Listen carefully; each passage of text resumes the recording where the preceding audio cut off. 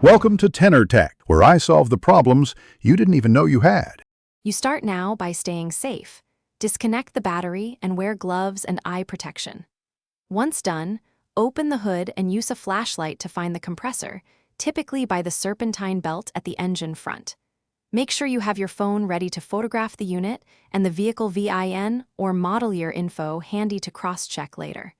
You want clear shots of the compressor face and any label. This first step saves time and prevents mistakes when you move to reading identification tags. Once you have the compressor in view, look for the nameplate or stamp numbers on the housing and around the clutch.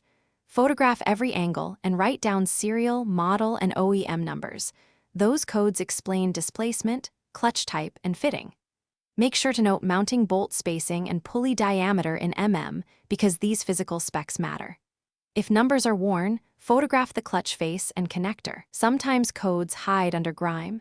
Clean gently and check recesses to reveal stamped identifiers before moving on. You finish by confirming the model. Use the photos and recorded numbers to check OEM parts lists or ask a dealer for the exact compressor model. Make sure the replacement matches oil type and refrigerant compatibility. Wrong fluid or refrigerant will ruin the system. When ordering, confirm mounting, pulley, and electrical connector specs.